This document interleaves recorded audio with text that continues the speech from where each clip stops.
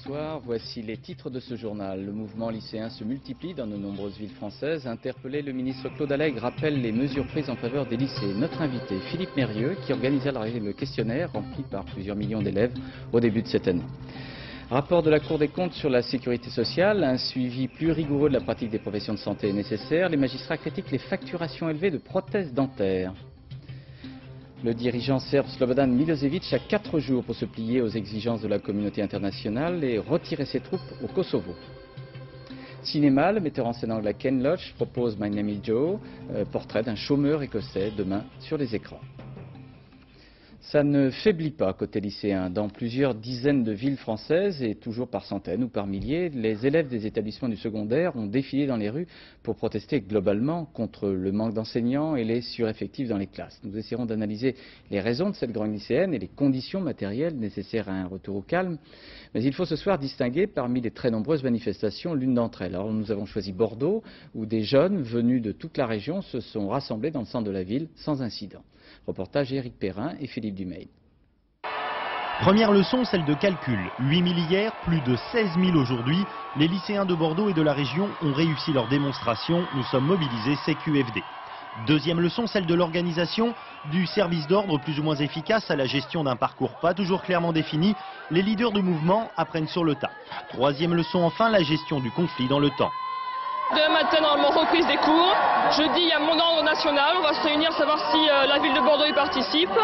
On va rester vigilant. Si les promesses sont tenues, ça ira. Si les promesses ne sont pas tenues, on redescendra dans la rue.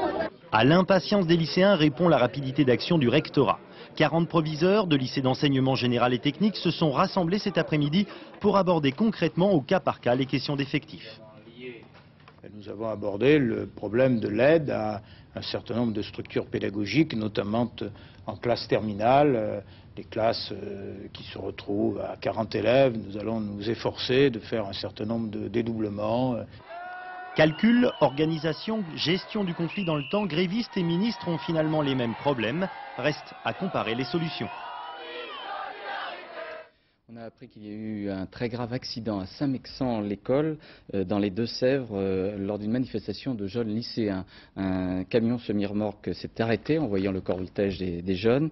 Il y avait environ 250 lycéens. Il a effectué une manœuvre afin de s'engager hors du champ de la manifestation. Et semble-t-il que 2 jeunes filles scolarisées dans un lycée de cette ville ont été heurtées par la remorque du véhicule. L'une des jeunes filles, une lycéenne de 15 ans, est morte après avoir été renversée donc accidentellement, selon les premiers constats des gendarmes.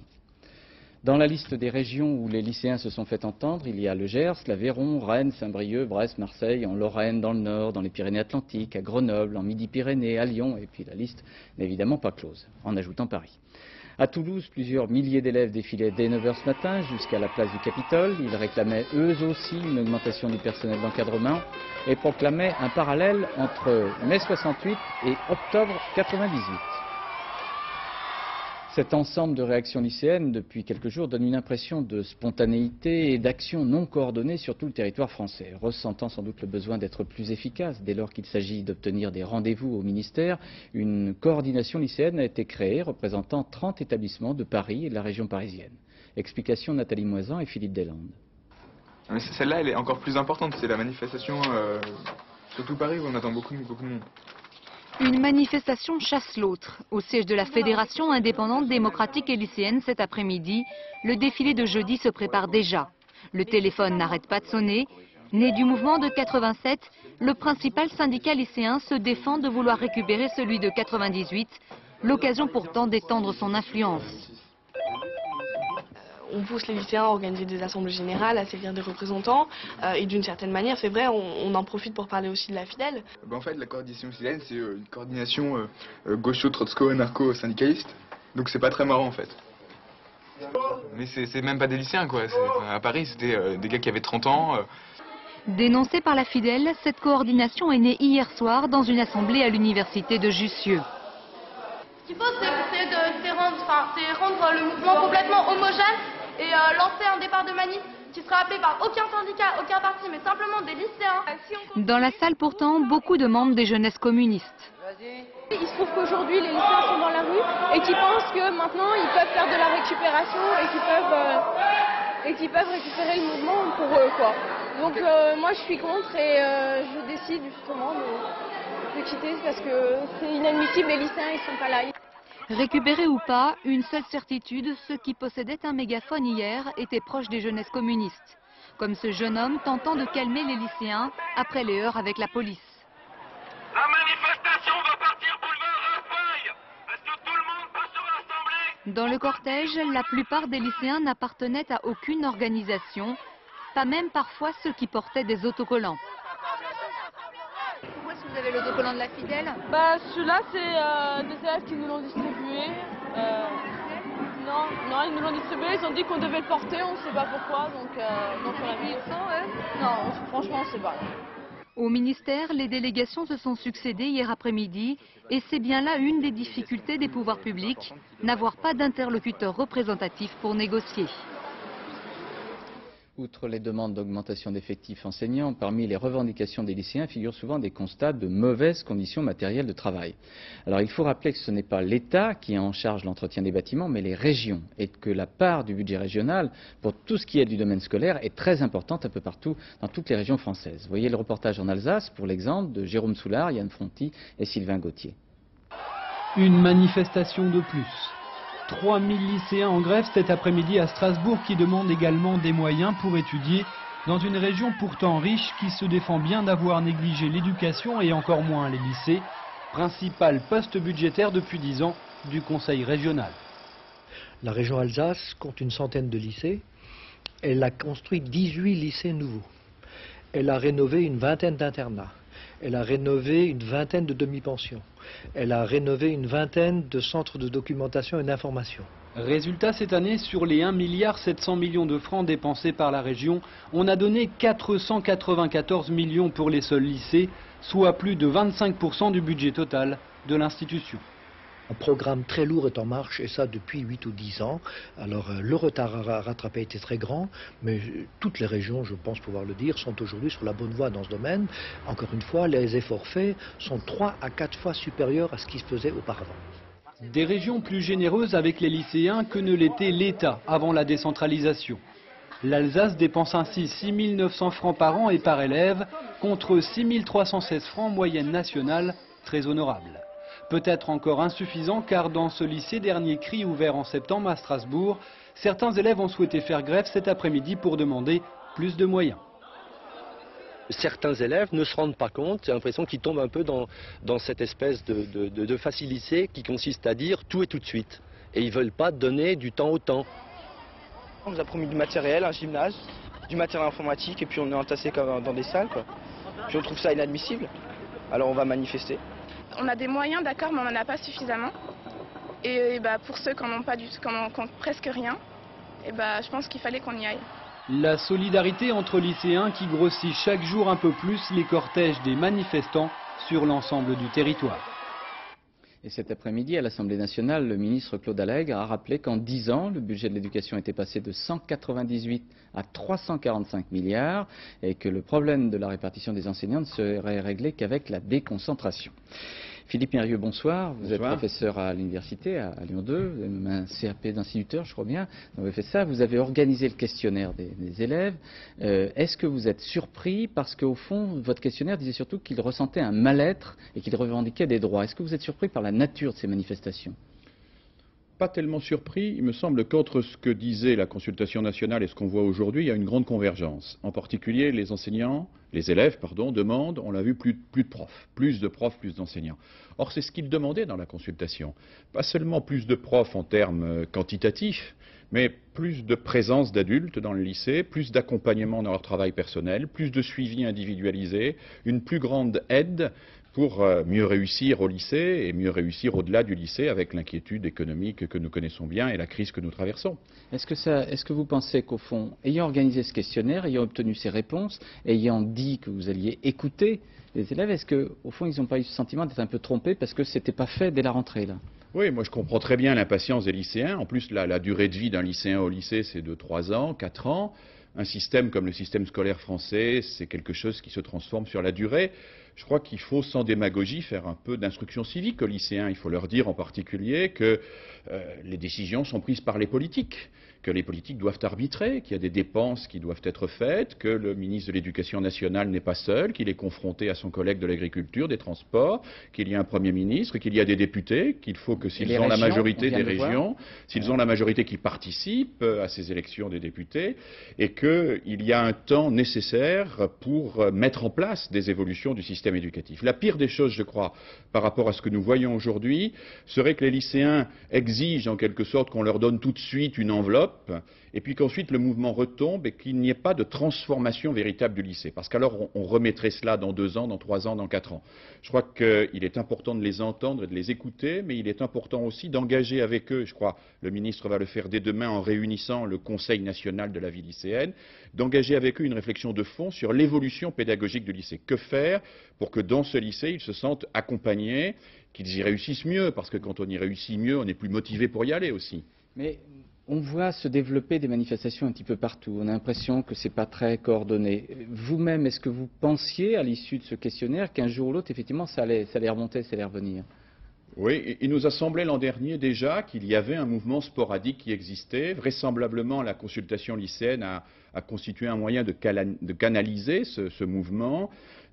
On sent bien que le lycée est un maillon difficile dans le système éducatif. On sort de l'adolescence, on sort d'un collège où on est relativement encadré.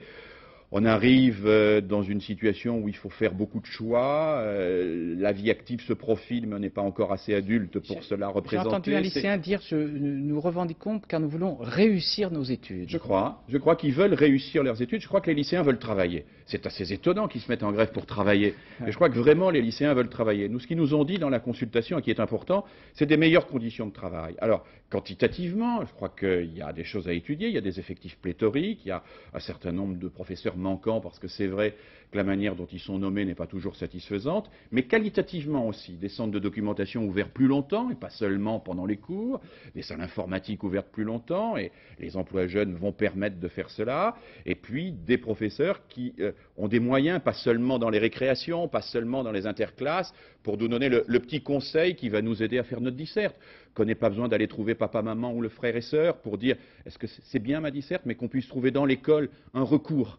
Quelqu'un, un adulte à qui on puisse parler, avec qui on puisse avoir une relation de confiance sur le travail scolaire, pas sur sa vie affective, ça, les lycéens n'en ont rien à faire, mais sur le travail scolaire, un recours dans l'école. Mieux travailler au lycée, je crois qu'il faut s'y atteler, c'est ce que demandent les lycéens. Merci beaucoup Philippe Mérieux. Un indice des prix à la consommation en France faible. L'augmentation de septembre est de 0,1% sur un an, 0,6%. Il faut remonter à plus de 40 ans pour retrouver un tel chiffre, toute comparaison gardée, bien sûr. Dans le projet de budget 99, dont l'examen par les députés commence cette semaine, un amendement a été adopté par la Commission des finances de l'Assemblée nationale appliquant le taux réduit de TVA, 5,5%, à tous les travaux sur le logement. De fait, on va doubler les allègements fiscaux pour les ménages qui feront des travaux d'entretien dans leur logement. Reportage Jean Pézieux et François Granier. Une entreprise de matériaux pour le bâtiment au sud de Paris. Les professionnels s'y approvisionnent pour les gros travaux, mais aussi pour les petits travaux d'entretien. L'entretien qui fera désormais bénéficier les ménages d'un avantage fiscal doublé. Première réaction, satisfaction. Il y a beaucoup de gens qui font beaucoup de choses par eux-mêmes parce que financièrement c'est trop cher. Donc effectivement des mesures comme celle-ci peuvent apporter, plutôt que de le faire eux-mêmes, ils demanderont peut-être un peu plus à des professionnels de façon à avoir au moins une garantie au niveau des assurances, toutes ces choses-là. Donc je pense que forcément ce sera bénéfique dans le temps. L'avantage fiscal sur les travaux d'entretien existe depuis 9 mois. Les ménages déduisent 15% du coût des travaux dans la limite d'un plafond. Ce plafond sera doublé. À compter du 15 octobre, un couple sans enfant par exemple pourra déduire 3 000 francs sur ses impôts. Les travaux doivent avoir été exécutés par des professionnels pour être pris en compte par le fisc. Le professionnel vous remet une facture, vous la joignez à votre déclaration d'impôt. Attention, cette déduction est en principe limitée à la période allant du 1er janvier 1998 au 31 décembre 2000. Quant aux types de travaux, ils sont très variés, peinture, papier peint, parquet, portes et fenêtres et tout le sanitaire, lavabo, baignoire, etc. Les gens, quand même, quand ils regardent leur facture, c'est vrai que c'est un attrait de voir qu'on va avoir 3 000 francs de déduit sur un impôt. En fin de compte, c'est presque une réparation qu'on fait un entretien qu'on voulait retarder, mais qu'on va le faire par un professionnel. Les professionnels espèrent, eux, davantage d'activité. On parle de quelques 5 000 emplois directs et 2 fois plus d'emplois induits grâce à cet avantage fiscal. Un accord à Air France est plus que probable, déclare la direction de la compagnie avec le syndicat des pilotes. Une innovation dans cet accord, l'échange salaire-action donnant aux pilotes et autres catégories de personnel la possibilité d'accéder à 12% du capital d'Air France. D'autre part, l'embauche de 640 pilotes est prévenue d'ici 2002. La Cour des comptes et son président, M. Pierre Joxe, présentaient aujourd'hui devant les parlementaires son rapport annuel sur la sécurité sociale. Les magistrats de la Cour des comptes demandent un suivi plus rigoureux de la pratique des professions de santé et jugent indispensable un réexamen régulier des conditions de remboursement des médicaments, prothèses ou actes médicaux. Concernant les prothèses dentaires, la Cour critique les facturations élevées et leur faible remboursement. Elle est en cela approuvée par le président de la Caisse nationale d'assurance maladie. Mais les prothésistes et les dentistes font, eux, valoir leurs arguments. Reportage Stéphane Guèze et Jean-Yves Blanc. Pas deux dents qui soient identiques. Ici, on ne fabrique que des pièces uniques. Ce petit laboratoire de prothèses dentaires doit répondre aux commandes d'une dizaine de dentistes. Sur le marché de la prothèse, la compétition est rude. Les dentistes font donc jouer la concurrence pour obtenir les meilleurs prix. Nous, on vend la céramique à 760 francs et eux, ils la vendent, disons, à entre 3005 et 6000 francs. Le problème n'est pas vraiment là. Le problème, c'est que le patient, il ne sait pas à quel prix le dentiste il paye son prothésiste. En effet, jamais sur la facture du dentiste, le prix de fabrication de la prothèse n'est indiqué. La Cour des comptes souligne que cette opacité permet à certains praticiens de multiplier les prix au moins par 2 ou 3. D'autant que beaucoup de prothèses sont fabriquées à faible coût en Asie ou en Amérique latine sans que cette diminution de prix ne soit répercutée sur le patient. Les dentistes reconnaissent cette pratique mais la justifient par la lourdeur des charges qu'ils supportent. Je dois débourser 600 000 francs par an. C'est ça la folie douce. Nous payons pour avoir simplement le droit de travailler. Nous sommes en France parmi les plus chers au monde en prothèses. A l'inverse, en matière de soins dentaires, nous sommes en moyenne 10 fois moins chers que le reste du monde civilisé, ce qui me paraît un peu anormal. Augmenter les tarifs des soins en échange d'un plus grand contrôle du prix des prothèses, c'est le sens d'une convention signée avec la Caisse nationale d'assurance maladie. Les professionnels ont le droit d'avoir un revenu correct, dentiste ou autre, mais les assurés sociaux ont le droit d'avoir des soins de qualité et à un juste prix. Désormais, les patients auront donc le droit d'exiger un devis au dentiste avant d'ouvrir la bouche. Le président serbe, M. Slobodan Milosevic, a désormais 4 jours pour se plier aux exigences de la communauté internationale. Sous la menace d'une frappe militaire, les Serbes doivent retirer leurs troupes et permettre, dans des conditions favorables, le retour des réfugiés au Kosovo. À Belgrade, on annonçait même ce soir que des élections supervisées par des experts internationaux seraient organisées avant l'automne 1999 au Kosovo. Récit des dernières tractations menées par l'émissaire américain M. Richard Holbrooke par Philippe Rochaud. Ces réfugiés sont les premiers concernés par l'accord intervenu dans la crise du Kosovo. Mais ils n'ont pas même accueilli la nouvelle avec joie. Ils ne font pas confiance à l'armée serbe. C'est à cause d'elle qu'ils ont dû quitter leur village bombardé. Ils auraient préféré que l'OTAN frappe. Slobodan Milosevic, le président serbe, s'est pourtant présenté en homme de paix devant les caméras, parlant d'un bon accord, montrant aux populations serbes qu'il avait réussi à leur éviter des souffrances. Il aura fallu des jours de négociations à Richard Holbrooke pour que Milosevic accepte que 2000 inspecteurs puissent contrôler le retrait des forces serbes du Kosovo et le retour des réfugiés. Mais cette nuit, le médiateur américain a pu enfin annoncer la nouvelle aux 16 ambassadeurs des pays de l'OTAN réunis à Bruxelles. L'option militaire n'est pourtant pas écartée. Les 460 avions de l'OTAN restent prêts à frapper les positions serbes si Milosevic ne met pas fin à la guerre au Kosovo en retirant ses troupes. Les forces aériennes seront aussi chargées de surveiller l'application des accords. Pour l'Amérique, c'est aussi une victoire. L'OTAN a envoyé un message clair au président Milosevic. L'OTAN est prête à agir. Il appartient à présent au président serbe de respecter ses engagements. Mais chez les combattants de l'armée de libération du Kosovo, l'UÇK, on est déçu de voir que l'OTAN n'intervient pas contre l'armée serbe. Ces hommes ne se contenteront pas de négociations sur un accord d'autonomie, ils veulent carrément l'indépendance du Kosovo. Ils peuvent ainsi gêner l'application de l'accord négocié à Belgrade. Dans les rues de la capitale yougoslave, Belgrade, ce fut cet après-midi une succession de commentaires soulagés car la menace militaire inquiétait beaucoup la population serbe. Reportage de nos envoyés spéciaux à Belgrade, Patrice Romden et Jean-François Renoux. Seuls les nuages semblent menaçants. Pour le reste, Belgrade ressemble à tout, sauf à la capitale d'un pays qui s'apprête à faire la guerre. Chacun vaque à ses occupations et vous ne trouverez personne pour croire qu'une bombe, fût-elle de l'OTAN, peut tomber du ciel en ces lieux. Non, aucun risque de bombe. Ici, c'est la capitale. Tout va bien à Belgrade. Au marché, les uns attendent un client qui se fait rare. Les autres se débattent avec une inflation à 2 chiffres. La crise est ici endémique. Quant à la menace de la guerre, on a pris l'habitude de vivre avec. Il y a une raison à cela. Il y a eu la guerre en Croatie, il y a eu la guerre en Bosnie. Ça a duré 4 ans. On connaît tous des gens qui se sont battus. Ce sont ou des proches ou des amis. À Belgrade, les autorités demandent à la presse de ne pas diffuser des informations défaitistes, laquelle bien sûr obtempère. En fait, ce que craint le pouvoir, c'est que la population soit prise de panique. Jusqu'ici, ce n'est pas franchement le cas, et le président Milosevic peut se targuer d'avoir au moins gagné ce pari. François Joly, est-ce qu'on peut dire ce soir, au début de ce sursis, qu'un règlement pacifique est possible? Eh bien, écoutez, ce soir, le président yougoslave, Slobodan Milosevic, a accepté de retirer ses forces du Kosovo et autorise la présence d'observateurs internationaux. Il semble donc plié face à la menace des frappes aériennes de l'Alliance Atlantique. Mais la prudence des commentaires qui accompagnent ces concessions, que ce soit à Paris ou à Washington, montre bien que la communauté internationale n'est pas dupe. La partie face à Belgrade est loin d'être gagnée. Les observateurs de l'OSCE qui seront déployés au Kosovo ont pour seule arme les rapports et les protestations qu'ils publieront si Milosevic ne respecte pas ses engagements. Des rapports qui, en Bosnie, je vous le rappelle, sont longtemps restés lettres mortes. Alors qu'est-ce que ça signifie ce sursis, entre guillemets, de 4 jours? Alors ce sursis, d'une certaine manière, traduit un embarras de la communauté internationale. Divisée sur ses moyens d'agir, les Russes sont opposés à des frappes militaires, une communauté internationale divisée sur le futur statut du Kosovo et notamment son degré d'autonomie. Slobodan Milosevic a beau jeu ce soir de se poser en homme de paix. Ces concessions, s'il les respecte, permettront peut-être au mieux de régler le sort de quelques dizaines de milliers de réfugiés.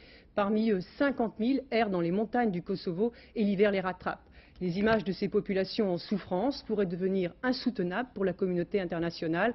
Le président yougoslave le sait. S'il accepte de régler l'avenir de ces populations, il risque de se montrer beaucoup plus intransigeant sur l'avenir du Kosovo, province de Serbie, a-t-il rappelé ce soir. Oui, c'était dans son discours. Merci Françoise. En attendant la rencontre aux États-Unis jeudi de messieurs Netanyahou et Arafat avec le président Clinton pour peut-être conclure un accord sur un nouveau retrait israélien de Cisjordanie, on aura noté que l'armée israélienne avait levé le couvre-feu à Hébron et que le bouclage des territoires palestiniens avait été allégé. On aura observé aussi la réunion du gouvernement israélien avec pour la première fois en tant que chef de la diplomatie israélienne le général ultranationaliste M. Ariel Sharon. Mais il y a eu quelques incidents, quelques attentats, et ce soir, le Premier ministre israélien, M. Benjamin Netanyahou, a affirmé qu'aucun accord ne pouvait être conclu actuellement avec les Palestiniens après un attentat qui a fait un mort, un Israélien, aujourd'hui. En Corse, perquisition au siège de l'entreprise privée de transport de fonds Bastia Securita. Le siège est presque en face du commissariat de police de Bastia. Ce sont les inspecteurs de la brigade financière de la police judiciaire qui ont effectué cette perquisition dans cette société proche du parti nationaliste Aconculta. Bastia Securita avait été dénoncé dans le rapport parlementaire Glaveni. Dans ce rapport, on s'interrogeait sur l'autorisation de port d'armes accordée à cette société. Reportage en Corse de Michel Fine. Pour la plupart des représentants de l'État, Bastia Securita est devenu l'un des symboles à abattre. En Corse, Bastia Securita fait du transport de fonds. Elle emploie des nationalistes proches de la Conculte, la vitrine légale du FLNC Canal Historique. On soupçonne Bastia Securita d'être un des bras du FLNC. Qu'est-ce que vous en pensez? Et ça, c'est encore une des rumeurs qui sont colportées actuellement. Maintenant, tout ce que je peux vous dire, c'est vrai qu'il y a beaucoup de nationalistes à Bastia Securita. Maintenant, Bastia Securita fait son travail dans son domaine, qui est un domaine délicat, et que la plus belle force et la plus belle crédibilité de Bastia Securita, c'est ses clients. Il faut dire que depuis des années, Bastia Securita transporte les fonds de la Banque de France, mais aussi de la Poste. L'État est donc l'un de ses clients. Après la création en 1986 de Bastia Securita, les fourgons des sociétés concurrentes étaient régulièrement attaqués. Les unes après les autres, elles ont quitté la Corse. Aujourd'hui, Bastia Securita détient donc le quasi-monopole du transport de fonds sur l'île. Les permis de port d'armes de ses employés sont délivrés le plus légalement du monde par la préfecture. La police les a vérifiés ce matin, à quelques exceptions près, la plupart étaient en règle. L'autre sujet du jour, c'est cette lettre de menace de mort reçue par le directeur du Ribombo, l'hebdomadaire de la Conculte. L'auteur anonyme menace également Charles Pierry, François Santoni, puis il écrit « Après avoir épuré nos rangs, nous nous occuperons des élus pourris ». Le plus inquiétant dans ce texte, ce sont les références de plusieurs armes de poing volées à la police municipale d'Ajaccio. La dernière fois que des armes volées avaient servi à authentifier un texte, c'était il y a 9 mois, lors de la revendication de l'assassinat du préfet Erignac. Et puis le préfet de Corse, M. Bernard Bonnet, a demandé au ministre de l'Intérieur l'autorisation de pouvoir coordonner l'action de sécurité dans l'ensemble de l'île. Demain soir, et 3 mois après avoir été sacré champion du monde, comme on dit, l'équipe de France de football retrouve le Stade de France à Saint-Denis. Ils reviennent pour une 3e rencontre éliminatoire de l'Euro 2000. Après un peu glorieux match nul en Islande, une jolie victoire samedi dernier en Russie. Cette fois, les Bleus ne devraient pas avoir beaucoup de problèmes face à l'équipe de la principauté d'Andorre. Ils ont donc le temps de retrouver dans leur mémoire quelques événements magiques de la dernière Coupe du Monde. Ils l'ont joué souvenir pour Florent Gautreau et André Germain. Il y a de la bonne humeur chez les marchands de bonheur. Parce qu'ils viennent de battre la Russie? Peut-être. Mais surtout parce qu'ils vont refaire pour la première fois depuis 3 mois le chemin qui va de Clairefontaine au Stade de France. Un petit pèlerinage pour une grande émotion. Le souvenir va être monstrueux quand on va rentrer sur le terrain, pour ceux qui auront la chance de jouer. Et même pour ceux qui sont sur le banc, de se retrouver là et de ressentir l'ambiance qu'on a connue pendant la Coupe du Monde. C'était il y a 93 jours. Deschamps et les autres sont sacrés champions du monde à Saint-Denis, où l'on sacrait jadis les rois de France. Demain, les Bleus retrouveront leur palais, ils repenseront au 12 juillet. Que l'équipe d'Andorre ne s'en offusque pas, ce n'est pas vers elle qu'iront les pensées des Français. C'était toujours les mêmes équipes, c'était toujours les mêmes joueurs qui soulevaient cette Coupe du Monde. Et puis là, de savoir que c'était les joueurs français qui allaient l'embrasser, qui allaient la soulever, qui allaient courir à faire le tour d'honneur avec. Je crois que pour moi, c'est un moment qui restera très très fort. À chaque fois qu'on reparle du Stade de France, de suite c'est le frisson, c'est tout ça qui vient. Mais s'il y a une image, la seule image, c'est peut-être mon premier but. Zidane, buteur contre l'Espagne le jour de l'inauguration, récidive le jour de la finale. 80 000 personnes scandent son nom. Le plus grand stade jamais construit en France a résonné longtemps des vivas de la foule. Je me suis assis au centre du terrain et j'ai regardé ce stade. Et les gens, ça faisait peut-être une demi-heure, 3/4 d'heure qu'on était déjà champion du monde. Et les gens étaient tous là, ils étaient encore là, ils ne voulaient pas quitter le stade. Et le stade était encore plein, quoi. Ouais. Déjà l'extérieur, quand on arrive de l'extérieur, quand on voit ce stade-là, je le dis, j'ai la chance de pouvoir jouer sur ce stade-là. Et demain, les Bleus auront à nouveau la chance de voir ce stade déjà mythique et le bonheur de fouler une pelouse magique. Mais jusqu'à quand l'autre cathédrale de Saint-Denis va-t-elle porter bonheur à Zidane et aux siens? Alors parmi les sélectionnés français, une majorité de joueurs évoluent dans des championnats étrangers. Ils ont ainsi des statuts, des obligations et des salaires bien différents. Ainsi pour ceux qui appartiennent aux équipes anglaises, puisque depuis quelques mois, certaines de ces équipes sont cotées en bourse. Cette situation économique inédite est intéressante à observer car elle pourrait se développer dans d'autres pays européens. Reportage de notre correspondant à Londres, Étienne Lénart. Lorsque William Davis entame le matin la lecture de la presse, il commence systématiquement par la page des sports, et notamment par les informations de tous ordres concernant la vie de la vingtaine de clubs de football dont il est chargé de surveiller le cours de l'action sur les marchés financiers. Le mouvement a commencé avec Manchester United, l'ancien club d'Eric Cantona, en 1991. Les clubs de football prennent en fait assez peu de risques à être cotés en bourse. Ils encaissent l'argent et continuent de faire ce qu'ils veulent. Le risque est en revanche beaucoup plus grand pour les investisseurs. Beaucoup de gens deviennent actionnaires parce qu'ils veulent posséder un petit bout de leur club. Mais on ne devrait pas prendre de telles décisions pour des raisons sentimentales.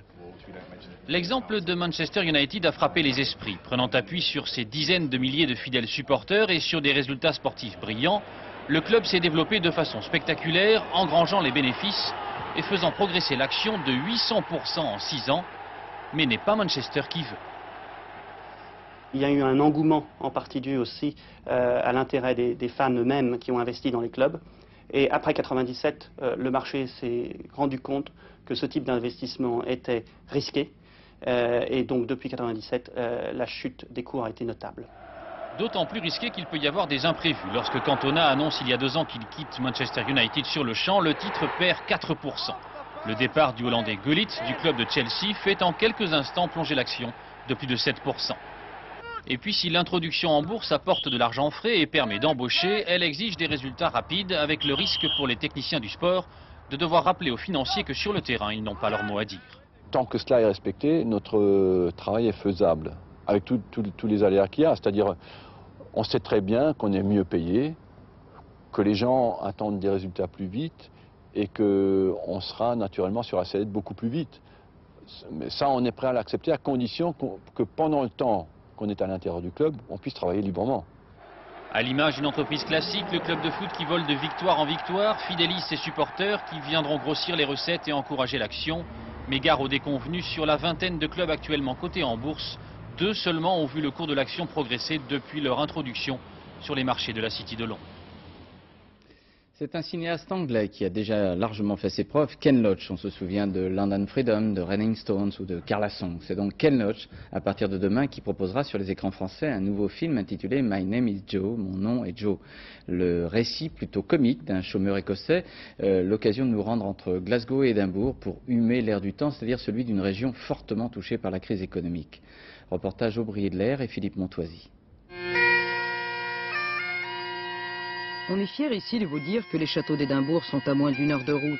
Mais à Rock Hill, cité ouvrière de Glasgow, on se sent loin de tout, à peine si l'on se croit en Europe. Le taux de chômage y dépasse les 70%, l'alcool et la drogue servent d'horizon. C'est dans ce quartier de désert, l'usine ou le supermarché n'oblige plus à sortir, que le réalisateur Ken Loach a inventé Joe. Chômeur, il est un alcoolique en sursis qui se bat encore pour défendre sa dignité.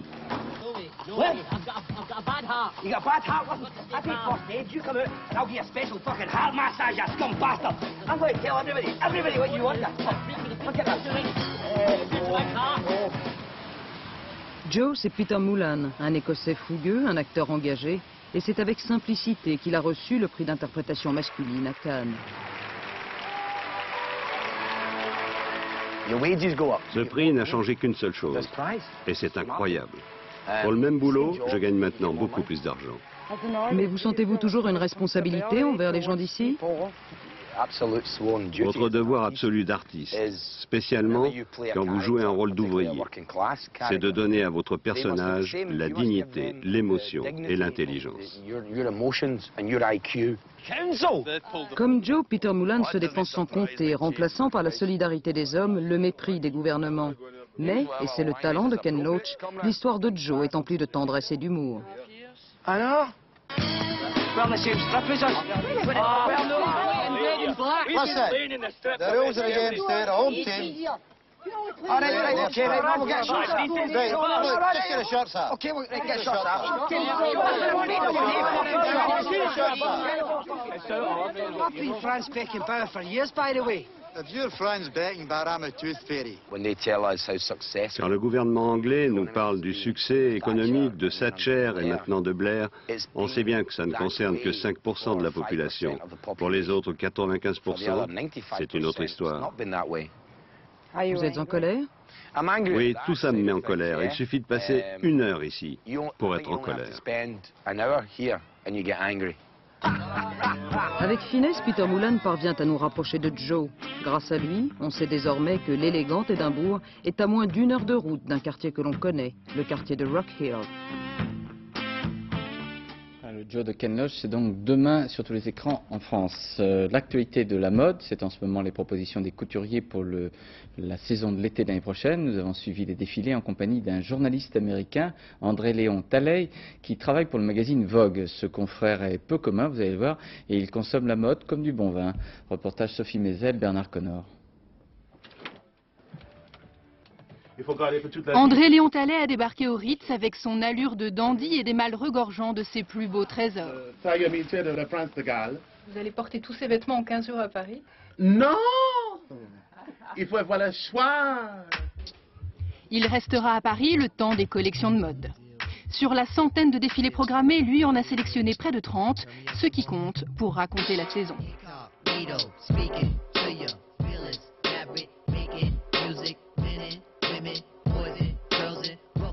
Éminence grise du magazine américain Vogue, il baigne dans la mode avec délectation. Il est l'ami des stars, d'Isabella Blow, la muse d'Alexander McQueen, directeur artistique de Givenchy, à Jean-Paul Gaultier, et il tient à le faire savoir. Avec Anna Wintour, sa rédactrice en chef, il s'élance vers la première étape du jour, le défilé Louis Vuitton, dessiné par Marc Jacobs. Cette passion pour la mode, il en a hérité de sa grand-mère quand il était encore enfant et qu'il fallait avoir fière allure pour aller écouter le gospel le dimanche à l'église. La mode n'est pas futile parce que ça donne la joie et je crois c'est comme la cuisine. C'est essentiel pour la vie, pour augmenter la vie à un niveau de joie ou de plaisir. Changement de lieu, nous sommes chez Christian Dior, l'autre fleuron du groupe LVMH. Une fois de plus, notre homme est assis au premier rang, signe qui ne trompe pas quant à son influence sur le milieu de la mode. Vogue aux États-Unis fait la pluie et le beau temps, un vêtement photographié dans ses pages, et ce sont les ventes de la marque qui s'envolent. Formule de politesse et bise mondaine qui ne trompe personne, John Galliano, directeur artistique de Dior, devrait malgré tout s'en tirer avec les honneurs de Vogue la saison prochaine. Voilà, fin de ce journal. Une dernière information, elle concerne la situation politique en Italie. Monsieur Romano Prodi, Premier ministre sortant, battu par un vote du Parlement, est chargé de former un nouveau gouvernement par le président, M. Scalfaro. Et puis je vous rappelle deux informations, une nouvelle journée de manifestation lycéenne en France, en attendant le rassemblement de jeudi à Paris, puis surtout un accident mortel à Saint-Mexan-le-Col, dans les Deux-Sèvres, où une lycéenne a été tuée accidentellement lors de la manœuvre d'un camion qui voulait éviter la manifestation. 4 jours de sursis aussi pour le dirigeant yougoslave Milosevic, qui doit retirer ses troupes du Kosovo sous la menace d'une attaque militaire internationale. La météo, c'est dans quelques instants avec Isabelle Martinet, puis ensuite Philippe Noiret dans Noyade interdite, le dernier journal à 0h20 avec Florence Duprat, puis le cercle de Philippe Lefebvre qui évoquera le tango. À demain 20h. Bonsoir, merci.